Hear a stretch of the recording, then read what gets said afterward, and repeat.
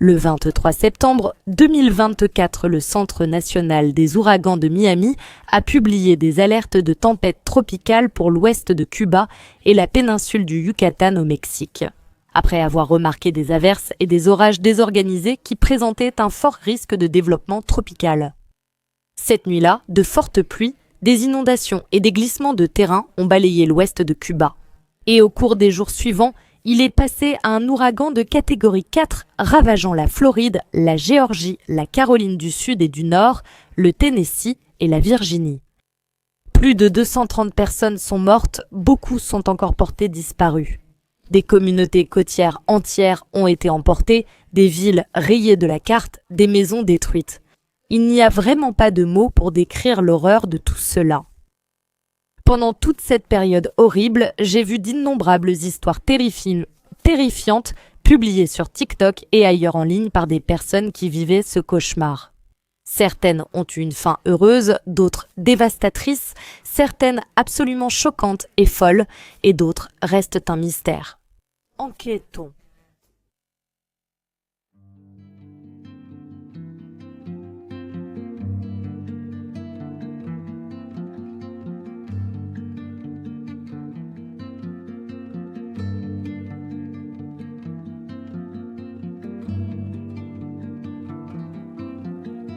Cette vidéo sera centrée sur l'ouragan Hélène, qui a déjà causé, et malheureusement continuera de causer, une quantité inimaginable de dévastation. Je vais parler de décès, de disparitions, et montrer quelques images des conséquences, donc la discrétion des spectateurs est conseillée. Commençons par l'une des histoires les plus folles que j'ai entendues à propos de l'ouragan. Une femme sur TikTok nommée Skyla, qui auparavant ne publiait que de temps en temps sur sa région avec son chien, a mis en ligne une vidéo en plein milieu de l'ouragan avec le texte suivant à l'écran. Mise à jour pour vous tous. Les vents soufflent à 55 miles à l'heure. De 5 à 7 heures, des rafales atteindront 85 miles à l'heure. Certains arbres sont déjà tombés et d'autres risquent de tomber bientôt. Cet arbre ici a littéralement un battement de cœur à ses racines, donc il sera probablement le prochain à tomber. Cette région n'a pas connu de vent ni de marée de tempête imminente comme celle-ci depuis très longtemps. C'est une tempête qui bat des records, donc je n'ose imaginer les dégâts qui suivront cette tempête. Dans la vidéo, Skyla montre des vues extérieures filmées de différentes fenêtres. Et à ce moment-là, on dirait vraiment une grosse tempête, mais il ne semble pas encore y avoir d'inondation. La vidéo a été mise en ligne le 27 septembre, mais l'événement a eu lieu plus tôt. Il semble qu'elle ait supprimé toutes ses vidéos sur l'ouragan à cause du contre-coup compréhensible, puis qu'elle ait remis en ligne celles qui n'étaient pas trop mauvaises. Nous parlerons bientôt de celles qui ont été supprimées. Quoi qu'il en soit, la vidéo suivante, apparemment publiée seulement quelques heures plus tard, montre une inondation assez importante dans le jardin de Skylar. Sa maison est juste à côté de ce qui semble être un grand lac et l'eau déborde simplement dans le jardin et descend la rue. La rapidité avec laquelle cela s'est produit montre à quel point cet ouragan était dangereux. C'est encore plus clair dans l'extrait suivant. Quand on ne peut même pas deviner qu'il y avait un jardin devant cette maison, on dirait simplement la mer. Skylar parle dans celle-ci avec une voix qui semble abattue. Elle reconnaît qu'elle a pris une décision stupide en restant là et dit que tout son rez-de-chaussée est sous 1 mètre d'eau. Elle précise qu'il n'y a plus d'électricité, qu'ils ont un générateur, mais qu'ils continuent à s'électrocuter. Leur voisin d'en face a été tellement électrocuté que les pompiers ont dû venir le chercher. Je ne sais pas si c'était à cause de son générateur à elle ou du sien à lui. Je ne suis pas experte en électricité, mais il paraît qu'un générateur à l'intérieur est une très mauvaise idée.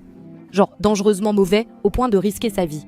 C'est sans doute bien que Skylar ait été électrocutée car elle aurait pu mourir d'une intoxication au monoxyde de carbone autrement. Elle semble sous-entendre qu'elle avait la possibilité d'évacuer et qu'elle a choisi de ne pas le faire. Et je ne comprends vraiment pas pourquoi tu ferais ça, surtout quand tu as un chien. Au final, tu es libre de prendre beaucoup de mauvaises décisions qui n'affecteront que toi. Mais si tu as des animaux ou des enfants, pense aussi à leur sécurité. Il y avait beaucoup de personnes qui n'ont pas pu évacuer, que ce soit pour des raisons financières ou autre chose. Donc c'est fou de voir des histoires de personnes qui auraient pu évacuer et qui ont juste choisi de ne pas le faire. Dans la vidéo suivante, elle montre ce que je pense être le premier étage de sa maison totalement inondé. On entend un bruit, sans doute le générateur en marche. Donc il semble qu'elle n'ait pas retenu la leçon après s'être électrocutée plusieurs fois. Une autre vidéo cette nuit-là montrait l'eau encore plus haute dehors, puis une autre révélait plus d'inondations à l'intérieur. Simplement légendé, tout est parti.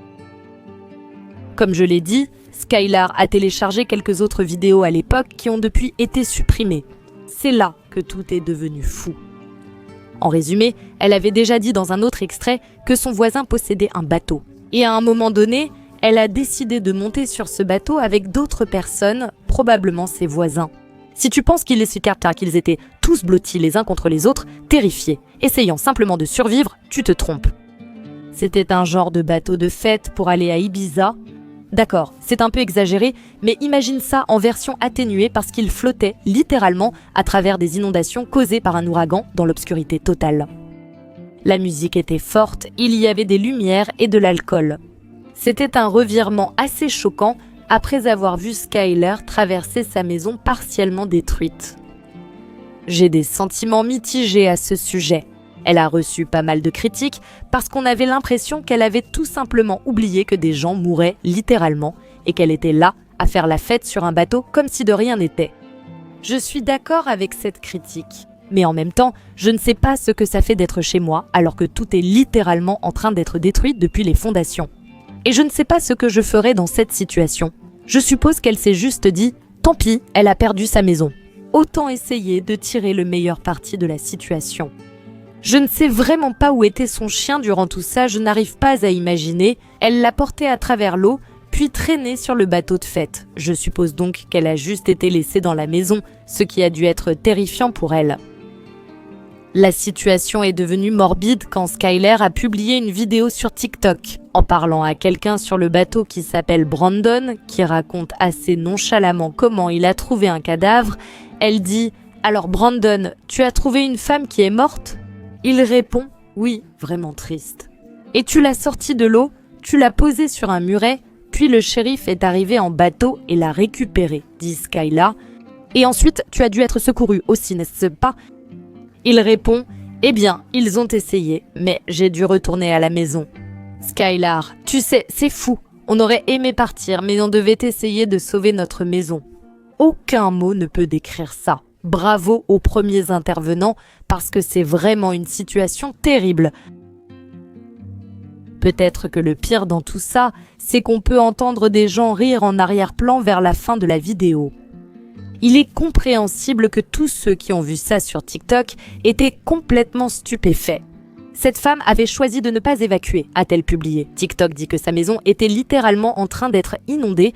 Elle a réussi à monter sur un bateau de fête. Et maintenant, elle fait des vidéos tranquillement, demandant à son ami de raconter comment il a sorti un cadavre de l'eau.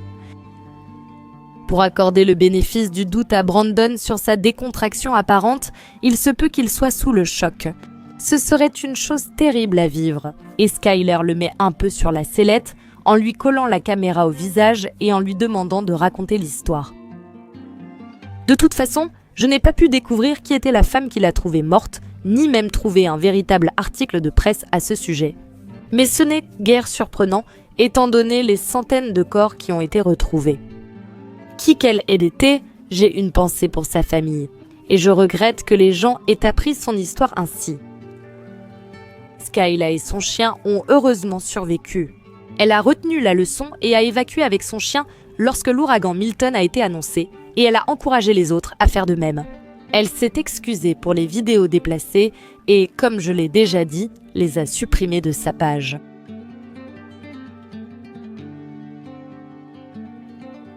Le 28 septembre, une femme nommée Jessica Dry-Turner a publié un message public sur Facebook avec quelques photos prises à l'extérieur depuis le toit d'une maison. Avec les inondations qui l'atteignaient, presque, le message disait « Je demande à tous ceux qui prient Dieu là-haut de prier, non seulement pour ma famille, mais aussi pour toutes les personnes touchées par l'ouragan. Ma famille est actuellement sur le toit de leur maison à Asheville, en Caroline du Nord, avec seulement les vêtements qu'ils portent et un seul téléphone qui fonctionne. Mes parents, qui ont plus de 70 ans, ma sœur et mon neveu de 7 ans, ont tout perdu. Ils regardent dans des camions de 18 roues et des voitures passer en flottant. De plus, une partie de la maison sur laquelle ils sont assis se trouve devant eux. Ils ont appelé le 911, mais d'autres aussi ont besoin de secours. C'est vraiment un moment où la foi est tout ce qu'il te reste. Dieu connaît déjà l'issue. Je prie simplement pour leur vie, leur santé et une paix intérieure dans leur esprit, afin qu'ils sachent que Dieu les tient dans ses mains. Quelle situation absolument terrifiante à vivre. Ils étaient littéralement assis sur le toit de leur maison avec toutes leurs affaires à l'intérieur. Le niveau de l'eau montait, avançant de plus en plus, et ils savaient que leur chance d'être secourus était très mince. Malheureusement, ils ne l'ont jamais été. Une mise à jour indiquait: mes parents et mon neveu se sont noyés parce que le toit s'est effondré. Ma sœur est restée coincée entre deux choses. Elle a été secourue 1 heure après. Je ne peux pas exprimer avec des mots la tristesse, le chagrin et la dévastation que mes sœurs et moi traversons, ni imaginer la douleur qui nous attend. S'il vous plaît, portez ma sœur qui a perdu son fils dans vos prières, ainsi que mon autre sœur et moi-même, alors que nous nous réunissons pour essayer de la réconforter et traverser chaque instant unis. Elle est seule, sans moyen de communiquer, et nous ne savons pas quand nous pourrons la rejoindre.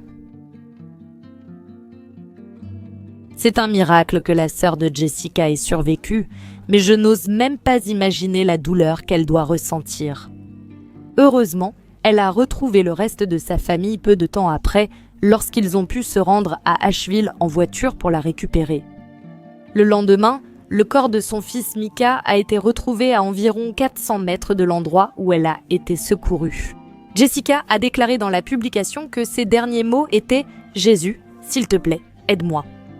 Il y a eu une autre mise à jour sur la publication le lendemain.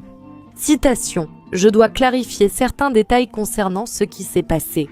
Mes mises à jour ont eu lieu après qu'on m'a donné des informations. Tous les détails que j'ai reçus provenaient de tiers jusqu'à ce que j'entende directement ma sœur.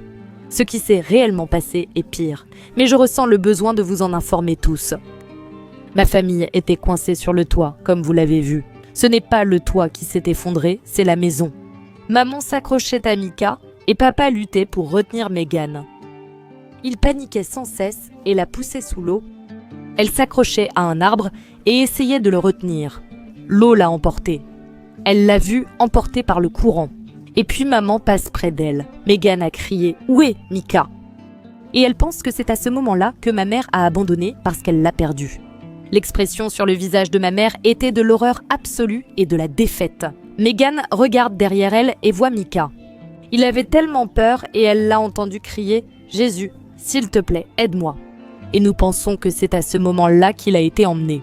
Megan a entendu une voix lui dire de lâcher l'arbre. Elle nous a dit « C'était la dernière chose que je voulais faire. Ma tête était hors de l'eau et j'allais couler si je lâchais. » Elle a obéi et a été emportée par le courant jusqu'à ce qu'elle soit coincée entre 2 remorques pendant 3 heures, jusqu'à ce que quelqu'un la voie enfin. Ces 3 heures étaient une histoire à elle seule, avec une voix qui lui parlait tout le temps. Elle s'est battue et s'est encore battue jusqu'à ce qu'on la sauve.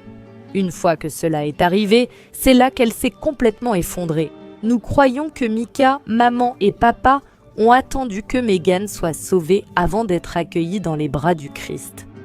Les os se sont retirés, il ne reste debout que le panneau du cabinet d'avocat de mon père, ce qui nous a fait sourire car il en était très fier. Les corps des parents de Jessica ont tous les deux été retrouvés au cours des jours suivants.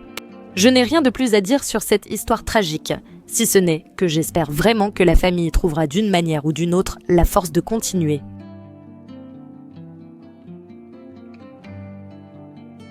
L'histoire suivante que nous allons aborder est courte, mais tout simplement déchirante. Jerry Savage, âgé de 78 ans, et sa femme Marcia, âgée de 74 ans, vivaient dans une maison de plain-pied en Caroline du Sud depuis 1975. Ils étaient mariés depuis plus de 50 ans et leur fille a décrit leur amour comme immédiat et éternel. Pour une raison ou une autre, ils ont choisi de ne pas évacuer leur maison ou n'ont pas pu le faire, mais leur petit-fils de 22 ans, John, restait dans leur salon pour veiller sur eux.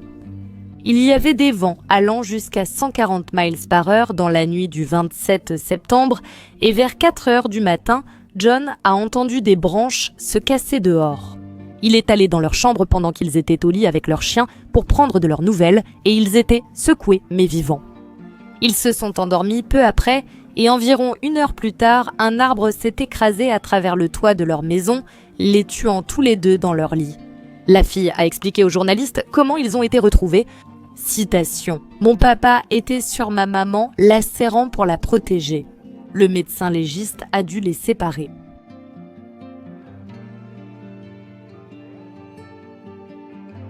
Il existe plusieurs groupes sur Facebook concernant l'ouragan Hélène. Certains partagent des conseils et des ressources, d'autres documentent les dégâts.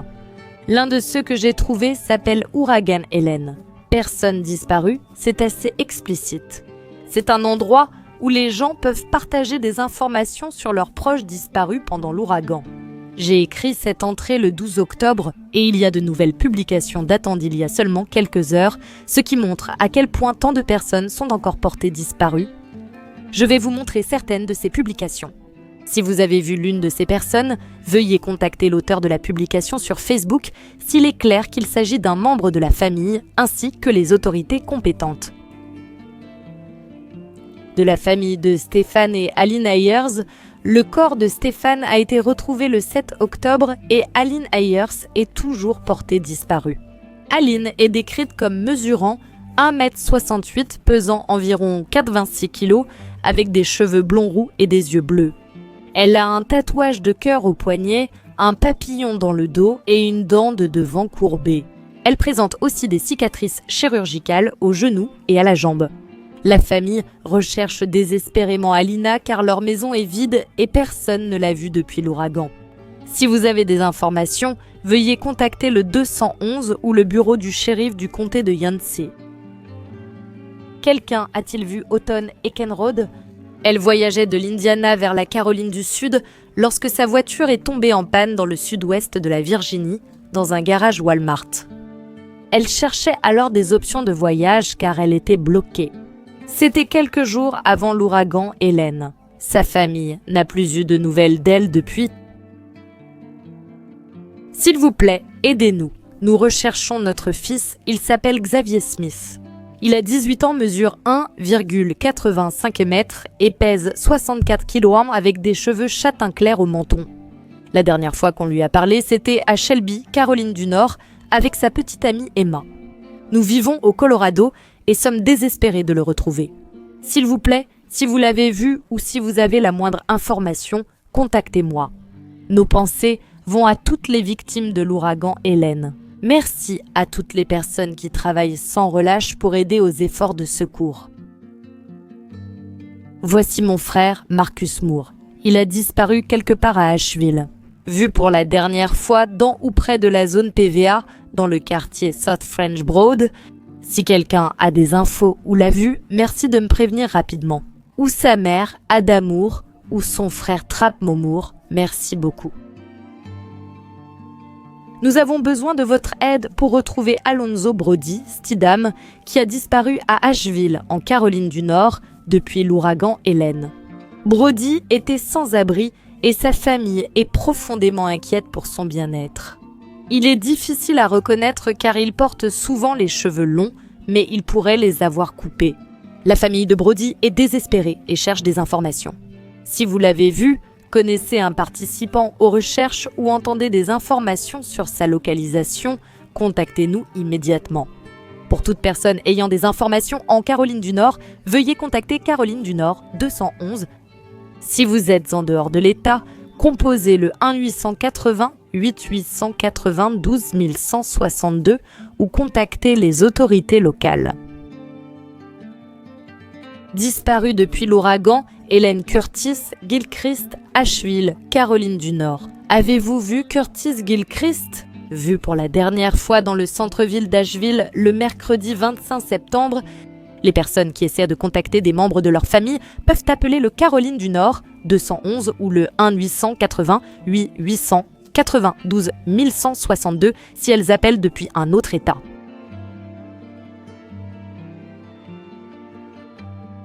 Une vidéo a été publiée sur TikTok par Kelsey, une invitée d'un mariage qui avait lieu à Eden River Events en Caroline du Nord, montrant un groupe de chevaux et d'ânes coincés dans un paddock. C'était juste à côté d'une rivière qui avait débordé et toute la zone était complètement inondée. Voilà la situation. Les chevaux étaient presque submergés et l'eau continuait de monter. La légende disait « Le lieu de mariage à Swannanoa nous a dit de laisser mourir leurs animaux plutôt que de les laisser sortir de leurs enclos. Nous ne pouvions pas rester là à regarder 8 animaux de la ferme se noyer ou être emportés par les débris. Alors le groupe a décidé de les sauver. Et la vidéo montre un homme traversant l'eau qui lui arrive jusqu'à la poitrine pour aller casser les clôtures. Ils ont aussi dû utiliser une tronçonneuse pour sortir les chèvres de leur abri et leur permettre de s'échapper avant qu'elles ne se noient. Bien qu'ils aient réussi à sauver la plupart des animaux, tragiquement, l'un des ânes, appelé Gigi, n'a pas survécu. Naturellement, les gens étaient indignés par les événements de Eden River. Et ils ont finalement publié un assez long communiqué félicitant le groupe d'avoir sauvé les animaux, mais niant leur avoir dit de laisser les animaux mourir. Voici quelques extraits. Alors que la plupart des clients ignoraient les efforts du personnel pour obtenir de l'aide pour la ferme, un client a pu joindre un membre du personnel par téléphone. La cliente a été plusieurs fois avertie de ne pas récupérer les animaux pour sa sécurité. Et lorsque le client a dit qu'il allait le faire quand même, la membre du personnel lui a donné des conseils sur la façon de procéder. Bien que Eden River ne soit pas d'accord avec la formulation de la vidéo diffusée en ligne. Le lieu reconnaît pleinement le rôle essentiel joué par les invités et les voisins dans le sauvetage des chevaux et des chèvres. 2 employés qui auraient dû être présents vendredi matin, y compris la propriétaire, n'ont pas pu atteindre le lieu à cause des inondations. La propriétaire n'a pu atteindre le lieu que dimanche en raison des coulées de boue et des arbres tombés qui ont fermé la plupart des routes dans l'ouest de la Caroline du Nord. Bien que nous soyons reconnaissantes pour ces efforts héroïques, nous sommes également attristés par les rapports sur les réseaux sociaux suggérant que nos invités ont été encouragés à abandonner les animaux sans se soucier de leur vie. Aucun invité n'a été invité à abandonner les animaux. Pendant la panique causée par ces conditions qui changeaient rapidement, nous n'avons pas pu donner d'instructions ni exiger de nos invités qu'ils risquent leur vie. La déclaration est un peu confuse et elle répète et reformule les mêmes choses à plusieurs reprises. Mais en gros, ils disent qu'ils ont effectivement demandé aux invités de laisser les animaux parce qu'ils ne voulaient pas leur demander de risquer leur vie pour les sauver. Mais ils n'ont pas aimé que les vidéos TikTok affirment que les invités devaient laisser mourir les animaux. Interprétez cela comme vous voulez. La vidéo TikTok a maintenant été supprimée et je me demande si c'est à cause d'une menace de poursuite judiciaire, mais je n'en ai aucune idée. Quoi qu'il en soit, tout ce que je peux dire, c'est que je suis impressionnée par le courage et la compassion des invités qui ont fait tant d'efforts pour sauver ces animaux. J'ai vu tellement de vidéos d'animaux, des chiens et des chats jusqu'aux vaches et aux chevaux qui ont été abandonnés, certains même attachés ou laissés dans des cages. Je ne comprends pas comment les gens peuvent faire ça. Mais il existe aussi de nombreuses vidéos montrant d'autres personnes les sauver. Je crois que des histoires comme celle-ci sont la seule lumière dans ce cauchemar sombre. Il n'y a pas de mots pour décrire toute la souffrance qui a été causée. C'est dans ces moments que la gentillesse, la compassion, le courage et l'unité brillent le plus. J'espère que les personnes touchées y trouveront du réconfort.